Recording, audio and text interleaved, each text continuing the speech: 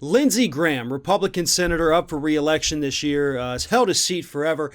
He's facing an uphill battle, and that's an uphill battle that ends one way or another tomorrow. So for the last day or so, we've been in the final hours, technically, of these campaigns. And Lindsey Graham, knowing that his opponent has outraised him, I think, by almost double what Graham has pulled in, seeing that the polls are neck and neck, the race is now considered a toss-up. Lindsey Graham went out there, spoke to a small crowd yesterday, a crowd that Donald Trump would absolutely mock if a Democrat pulled in that kind of crowd, and reverted back to the old Republican staples, right? When you got nothing else to do, what do? Well, you attack women's rights, of course, and you bring back the culture war. Here is Lindsey Graham's final pitch to the voters of South Carolina. Take a look. I want every young woman to know there's a place for you in America if you're pro-life. If you embrace your religion and you follow traditional family structure, that you can go anywhere, young lady. That's right, ladies. If you want to be a part of society, if you want to be accepted, in society, barefoot and pregnant, standing in the kitchen, making food. Traditional Christian family values. So says Lindsey Graham, the guy who coincidentally is not married. I wonder why Lindsey Graham can't attract a woman with that kind of thinking. I wonder why they're not just lining up, throwing themselves at Lindsey Graham.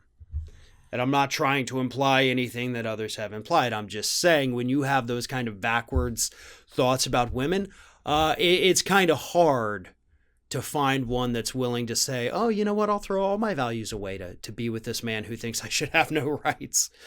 But folks, what we're witnessing here is actually, this is a good case study of Republicans in general. This is what those Republican rats do when they're backed into a corner. And that is what Lindsey Graham is. He is backed into a corner. So he falls back on those old Republican staples. Women should be home and in the kitchen and they shouldn't have any rights. And oh, if you don't do that, you're not a traditional family. I'm a traditional family, man, even though I don't have a family. I'm so traditional. Look at me. Love me. I'm just like you. We have South Carolina Southern conservative values. Don't let the other man take those away. Vote for me. Lindsey Graham has no values, by the way.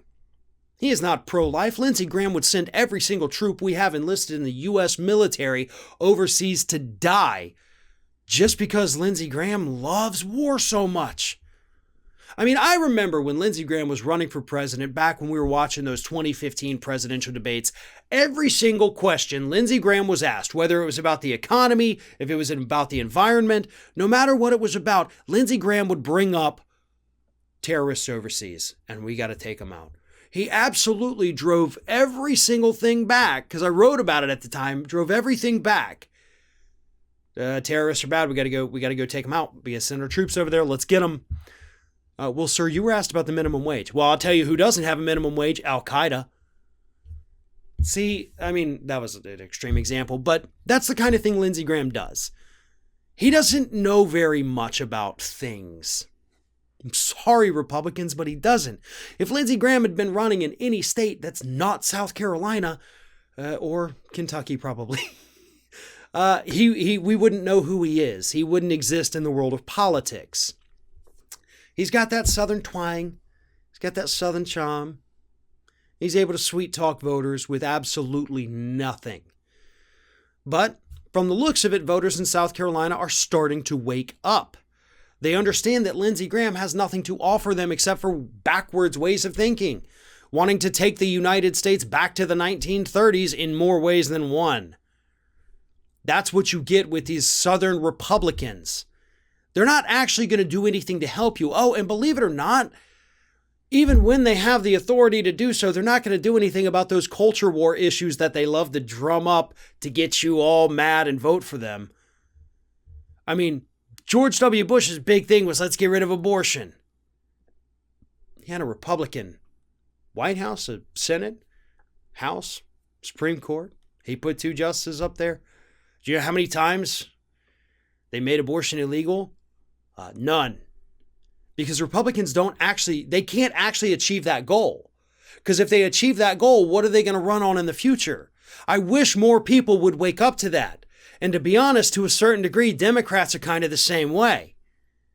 They know that it's really, really difficult, even for conservative judges, to overturn an established precedent like Roe versus Wade.